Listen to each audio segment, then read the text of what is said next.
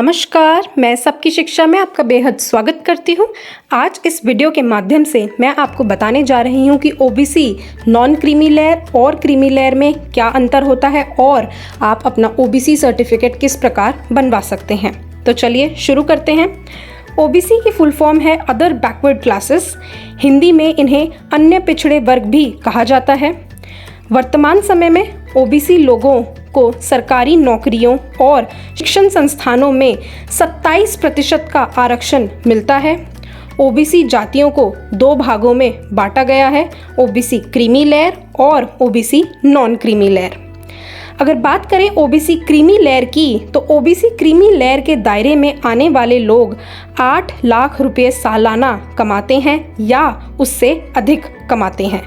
साल 2018 में भारत सरकार ने इस बात की घोषणा करी थी कि ऐसी पिछड़ी जातियां जो 8 लाख रुपए सालाना कमाती हैं या उससे अधिक कमाती हैं, वे ओबीसी क्रीमी लेयर के दायरे में आते हैं और ओबीसी क्रीमी लेयर के लोगों को 27% आरक्षण का लाभ नहीं मिलता है।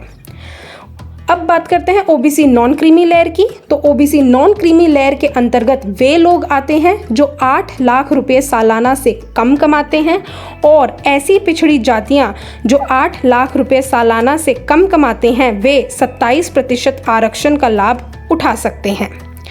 अब सवाल है कि आप साबित कैसे करेंगे कि आप ओबीसी कैटेगरी का हिस्सा हैं। तो उसके लिए आपको अपना ओबीसी कास्ट सर्टिफिकेट बनवाना होगा। ऐसे लोग जो भारत के मूल निवासी हैं, ओबीसी जातियों का हिस्सा हैं, वे लोग ये सर्टिफिकेट बनवा सकते हैं। कई भारतीय राज्यों में ओबीसी सर्टिफिकेट बनवाने के लिए आप ऑनलाइन आवेदन कर सकते हैं।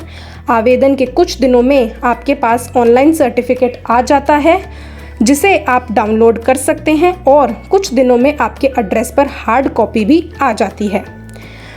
ओबीसी सर्टिफिकेट बनवाने के लिए कुछ ज़रूरी कागजात जो आपको चाहिए होंगे। अगर आपके पास आधार कार्ड है तो ठीक है, नहीं तो आप वोटर आईडी कार्ड का इस्तेमाल भी कर सकते हैं, पैन कार्ड का इस्तेमाल भी कर सकते हैं या फिर अपने ड्राइविंग लाइसेंस का कार्ड भी इस्तेमाल कर सकते हैं। आपको अपने इनकम सर्टिफिकेट भी दिखाना होगा।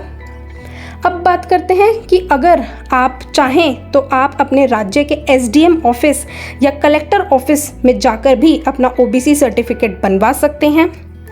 अब मैं आपको एक और महत्वपूर्ण बात बता दूं कि आपके ओबीसी सर्टिफिकेट को आपको समय समय पर रिन्यू कराना होगा और सर्टिफिकेट के वैधता के बारे में सर्टिफिकेट के ऊपर ही लिखी हुई होती है। तो जो आपके सर्टिफिकेट की जो वैधता है, उसकी जो तिथि है, वो आपके सर्टिफिकेट के ऊपर ही लिखी हुई होगी। तो यह थी ओबीसी सर्टिफिकेट के बारे में महत्वपूर्ण जानकारी। अब मैं आपसे इजाज़त चाहूँगी। सबकी शिक्षा को सब्सक्राइब करना ना भूलें और घंटी का निशान भी ज़रूर दबाएं। धन्यवाद।